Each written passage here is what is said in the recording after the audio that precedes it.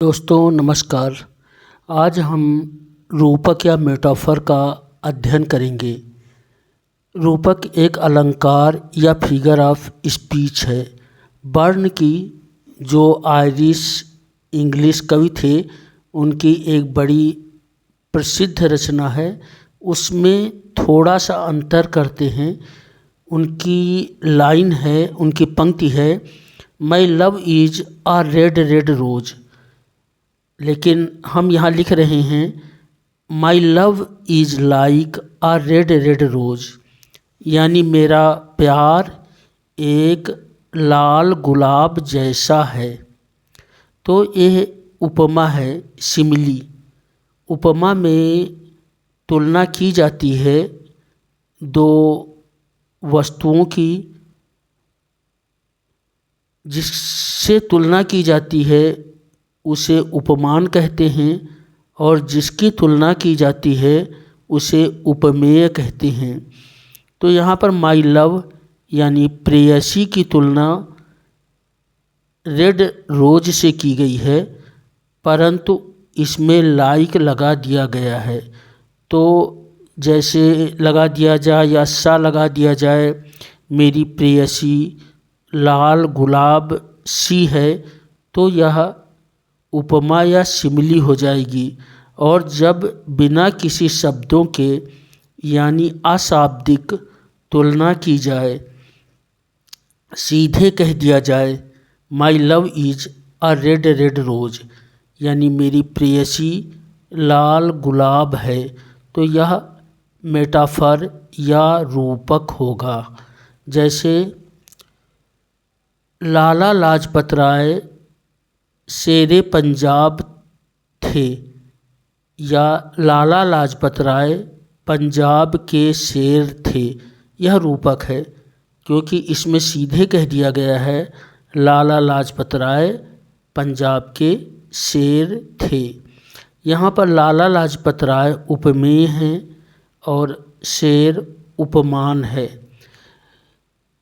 Metaphor या रूपक में उपमेय और उपमान असमान या डिसिमिलर होते हैं।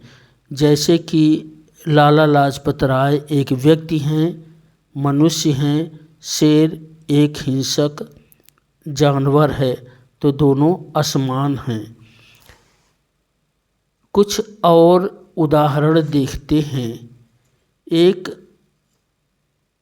रचना है चरण कमल बंदों हरि राई। यहाँ चरण कमल में चरण रूपी कमल या चरणों की कमल से तुलना की गई है, तो यह रूपक है। चरण जैसे कमल होता तो यह उपमा हो जाती। सूरदास का एक प्यारा सा पद है, मैया मैं तो चंद खिलौना लई हूँ।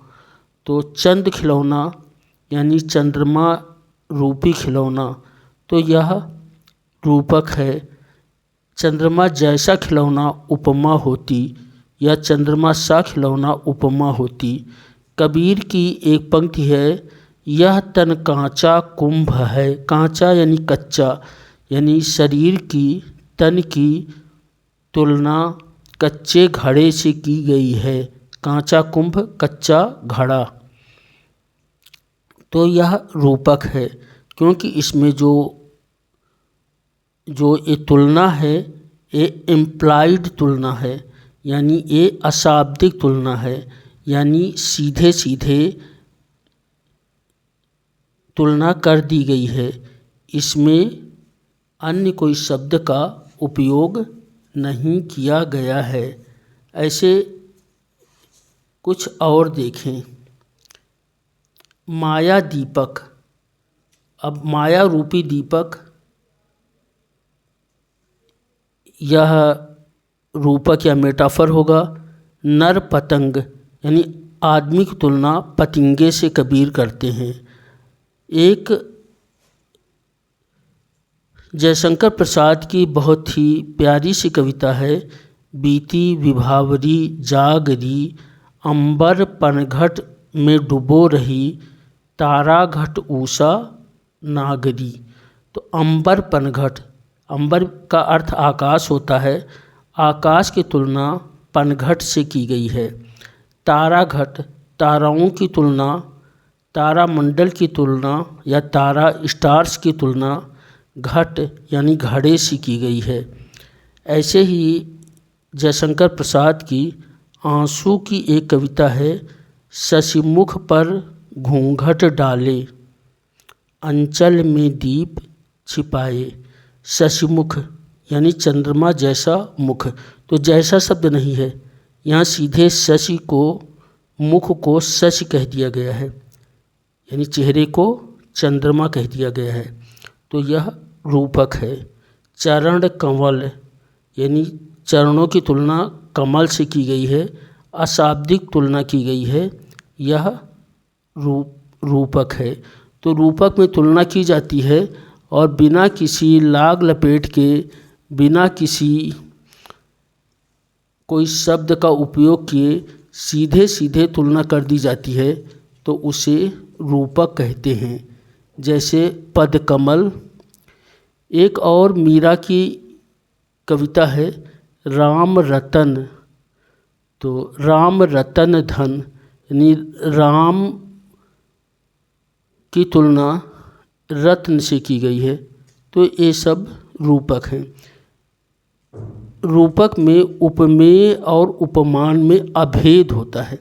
अभेद यानी कोई भेद नहीं होता है, कोई डिफरेंस नहीं होता है, वे दोनों एक दूसरे को ऊपर सीधे आरोपित कर दिए जाते हैं। जैसे चरण कमल, तो चरण जैसे कमल नहीं है, ये जैसे बीच में आ जाए तो भेद हो जाएगा। चरण कमल। फिर हम उदाहरण दोहराते हैं। मेरा प्यार लाल लाल गुलाब है। इसमें उपमेय मेरा प्यार यानी प्रेयसी होगी, उपमान लाल गुलाब या रेड रोज होगा। नोट, उपमा में जैसा या सा या अन्य कोई शब्द आता है, तो उपमा में कोई शब्द आता है, इंग्लिश में लाइक आता है, एज आता है, हिंदी में जैसा या सा आता है। जैसे मेरा प्यार लाल गुलाब सा है, तो ये उपमा होगी। और जब सीधे कह दिया जाए कि my love is red red rose, जैसा बर्न्स ने कहा था, तो वह रूपक या मेटाफर होगा। तो यदि आपको ये समझ में आया होगा तो आप कृपया इसे लाइक करिए, सब्सक्राइब करिए और शेयर ज़रूर करिए। इसके बाद वाले वीडियो में हम इसी रूपक को आगे बढ़ाएंगे तथा रूपक के भेदों के बारे में भी वर्णन करेंगे। थैंक यू, धन्यवाद।